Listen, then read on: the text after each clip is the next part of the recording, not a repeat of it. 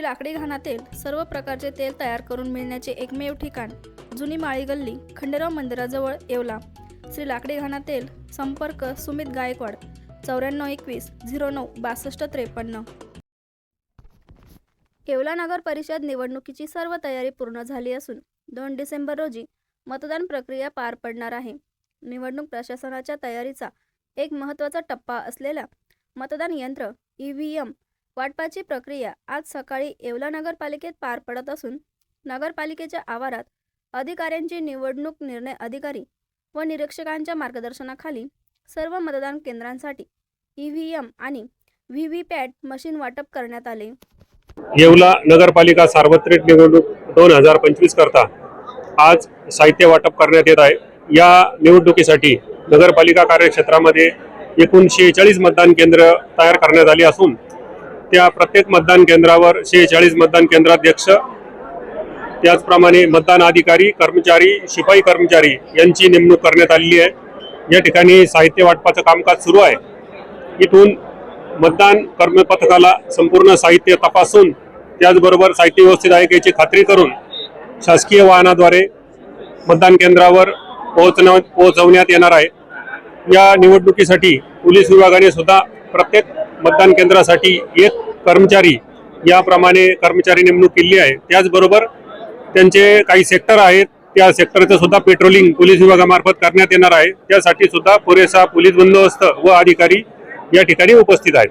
पालिका निवडणूक 2025 या अनुषंगाने उदयक रोजी मतदान होत आहे। तर मतदान केंद्राच्या ठिकाणी आज मतपेट्या पोहोचणार आहेत। या मतपेट्याच्या संरक्षणासाठी आणि गस्त सेक्टर पेट्रोलिंग यासाठी पोलीस खात्याकडनं योग्य तो बंदोबस्त देण्यात आला आहे। त्यामध्ये एक DYSP, एक PI, 7 सहाय्यक पोलीस निरीक्षक PSI, 75 अंमलदार, 19 महिला अंमलदार, 58 होमगार्ड तसेच एक स्ट्रायकिंग फोर्स जो कोणी निवडणुकीत धांदली करेल त्याच्यासाठी त्या सेक्शन फोर्सचा वापर करण्यात येणार आहे। मी सर्व जे काही राजकीय पक्षाचे उमेदवार आहेत आणि त्यांचे कार्यकर्ते आहेत त्यांना याद्वारे एक सूचना देतो की कृपा करून निवडणूक ही शांततेत आणि सुरळीत पार पाडू द्या। आपण कोणत्याही बूथच्या ठिकाणी काही गैरप्रकार केला किंवा बूथ परिसरात आपल्याला प्रचार प्रसार करण्यास मनाई आहे हे माहीत असताना तसे करताना आढळल्यास किंवा पोलिसांनी आपल्याला 100 मीटरच्या 200 मीटरच्या बाहेर जाण्याचे निर्देश दिल्यास आपण ते न पाळल्यास आपल्या विरुद्ध कारवाई करण्यात येईल। त्याचप्रमाणे मतदान केंद्रामध्ये फक्त उमेदवार किंवा उमेदवार नसल्यास त्याचा प्रतिनिधी यांनाच जाण्याचा अधिकार आहे।